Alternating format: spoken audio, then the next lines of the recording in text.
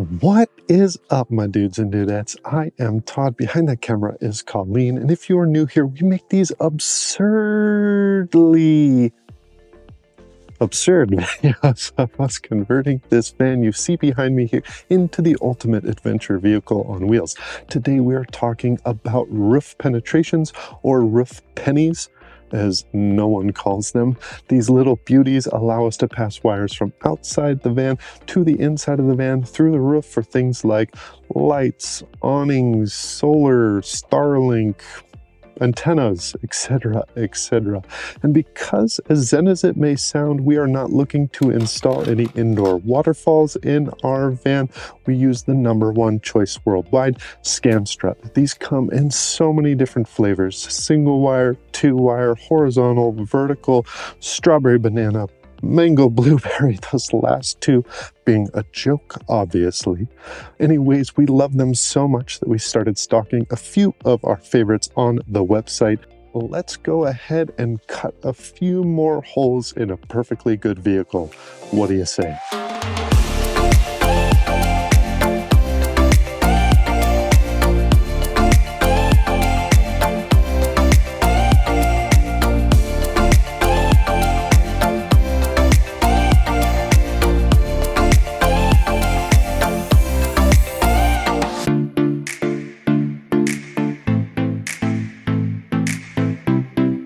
The Scanstrut DSH Multi ships in a little plastic clamshell container. Inside the package you'll find the pass-through itself, a sealing gasket, instructions on how to install the unit, which included in them is the drilling and cutting template, and finally the provided sheet metal screws, which we won't be using for our install, so these can go in the hoarder drawer.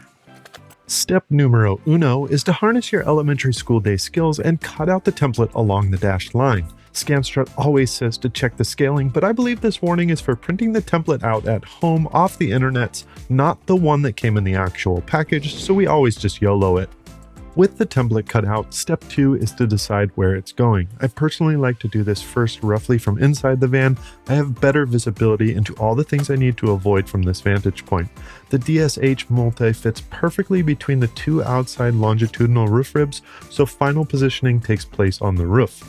From the inside, I just got it close, and I drilled a really small test hole inside the area that will eventually be cut out for the wires.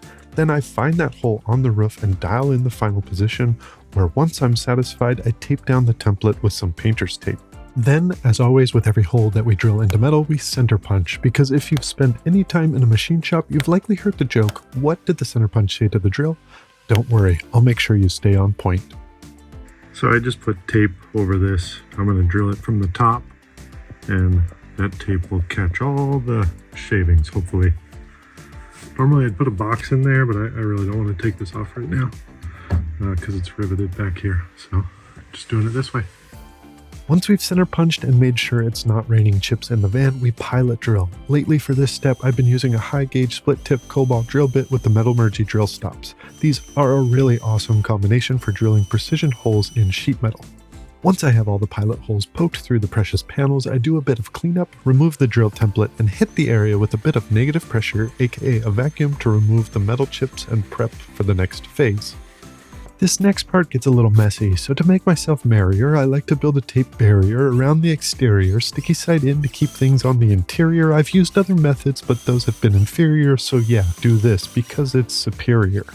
I first drilled the screw holes to size, and as the note said below, we're going to be using our Moonraker mounting bracket, so we're drilling bigger than what's recommended in the Scanstrut manual. For the DSH Multi specifically, you need to create a slot for the wires, and the recommended way to do this is to drill two 44mm hole saw holes side by side first. We are using the Rockhard 10 TPI hole saws here, which we talked about in our top 10 tools video. Another quick cleanup with the vacuum to keep the mess under control, and then we need to make these holes a slot. To establish a cutting line, we connected the tangents of each circular cutout using a ruler and a Sharpie.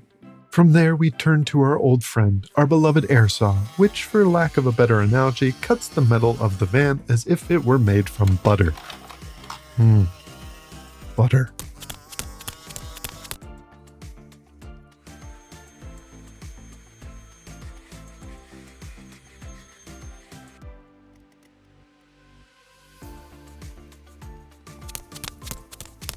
Oh, sorry. I didn't mean to leave you hanging. I'm back. I had to go get some cinnamon raisin bread with some fresh, warm butter after that last comment. You'll want to deburr the holes after all the cuts are made. With everything deburred, we can clean up the tape, taking care to fold it in on itself and giving the roof one more good vacuuming. With everything clean, it's time to cover up those naked metal edges with our edge coverage of choice, Rust Bullet. We have a YouTube short on our channel that shows our complete method and associated supplies if you are interested. In the meantime, here's a nice shot of the back of my hand. I really didn't think about this angle too much apparently. Now that the paint's had a chance to dry, we're going to go ahead and install this Scanstrut on the roof of our vehicle here. And we're going to be doing the same thing we did on the smaller Scanstrut because we don't like sheet metal screws here. They can be prone to rust, as well as I just don't like pointy things coming down through the roof. It just doesn't appeal to me. So we've gone ahead and made another one of these for the larger Scanstrut, the DS Multi Horizontal that we're putting in right now. You've probably seen this before if you watch our channel. This is just a machined ABS piece with stainless steel threaded inserts. This gets VHB'd up against the roof and allows us to thread into these threaded inserts instead, which means that we can fully rust preventative coat our holes in our roof and don't have to worry about any of that. Now, we've made these for our own van, but other people have shown interest in them, so we do end up selling these on our website if you're interested in picking these up from us. And we also distribute and stock the Scanstruts as well in a bunch of different variants. So check that out and let's get this installed. The VHB is used to hold the bracket in place against the roof. I include a square, or I guess more of a rectangle of it with each bracket, which you can cut into strips and apply evenly over the back surface of the bracket, making sure to not cover any of the holes. From there, you can peel off the liner and line it up with the holes and cut out in the roof and stick it into place, giving it a nice firm press to activate the adhesive bond. Wow! Ooh! Ah! Ooh! Once the bracket is in place, we can head back up to the roof and give it a nice spit shine, with spit being isopropyl alcohol in this case because cleaning with regular spit is, well, gross. And then we applied the included 3M gasket that comes with each Scanstrut, making sure it was fully adhered with no air bubbles. Then we grab the Scanstrut itself, crack it open like the treasure chest it is, using a number 2 Phillips screwdriver to get access to the mounting holes. Here I'm checking to make sure everything is lining up. Since it was hard to put this bracket on up under my ceiling supports, I was a little off, so I'm just working the VHB to the side a little bit. Once it's all lined up, since we are using our Scanstrut bracket here, there are new black stainless screws provided in a cute little seat pouch. We dab them with a bit of Loctite and screw them in loosely until they're all in and tighten them down in an alternating pattern, making sure to compress the gasket evenly. You do not need to go full Hulk Hogan here, simply tighten them down until the gasket is fully compressed.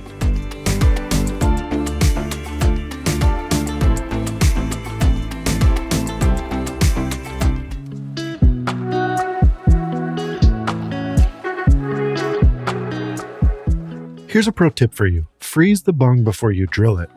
4 hours later, the rubber bung, I can't say that without laughing, is frozen, or at least really, really cold. And while you're in the freezer, you might as well grab a little snack.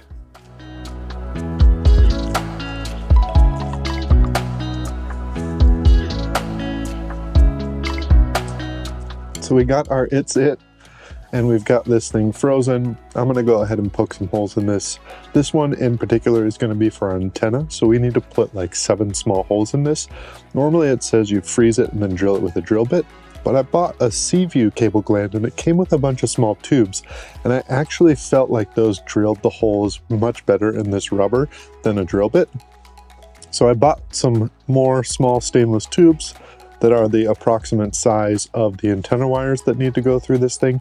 So we're gonna use these to drill out the holes in this thing. And I'm gonna finish this ice cream sandwich before we move on. All right, this is the Waveform OmniRoam 7-in-1 antenna that's going through one of our Scanstruts. It's got 7 wires, hence 7-in-1, 4 of the cellular, 2 of the Wi-Fi, and then 1 smaller GPS. So I need 6 holes of one size and then 1 smaller hole, 7 to go through this gland. So let's go ahead and make that happen. I roughly marked out the locations with a set of calipers and a Sharpie and then drilled the holes using the tubes. It sliced through the bung with very little effort and even made these small little, I guess you'd call them bung plugs that came out of the bung holes. Colleen's gonna hate that joke. Those are cut. Now, because our OmniRoam, where did that go? Oh, here it is.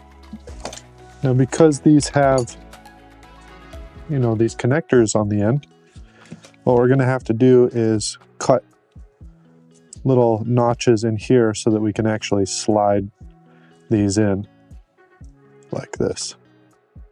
Okay, instead of using a razor blade, I don't know if you remember this, but I bought this tube cutter for the hydronic video. This actually works really well. If you just kind of line it up here and then cut.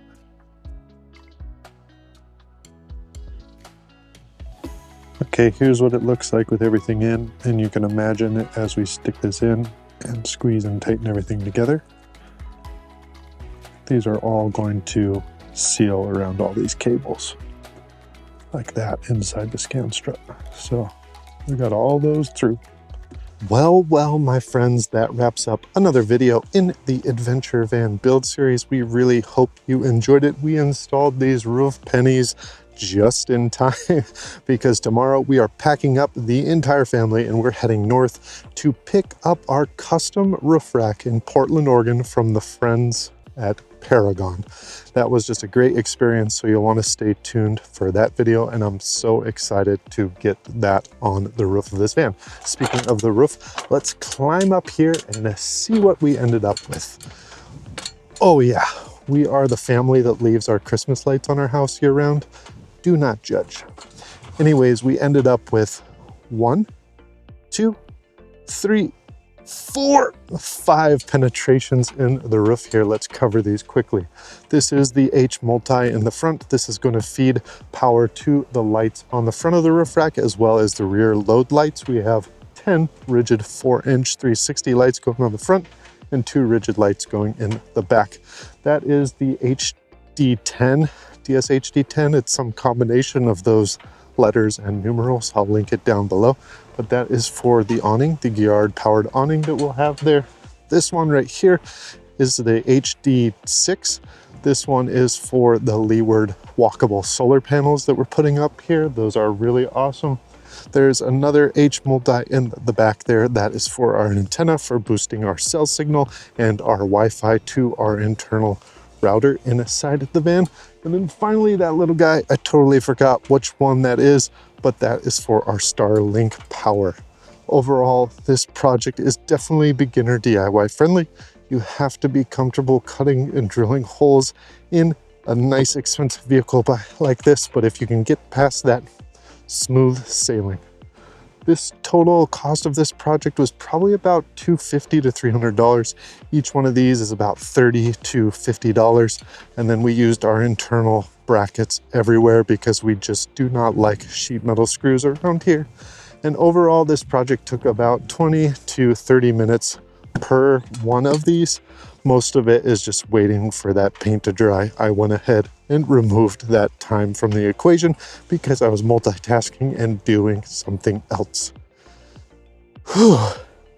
If you like what we are doing, please give this video a big thumbs up. It really does help us out. If you have any questions or comments about anything you've seen here, drop those down below. I try to respond to every single one of them. I used to do every single one of them. Now the volume is getting a little bit higher, so I try to respond to each and every one of those. Please bear with us on that. And on your way down there, you know what to do. Slap that subscribe button. There's a car driving by. We'll see you next time.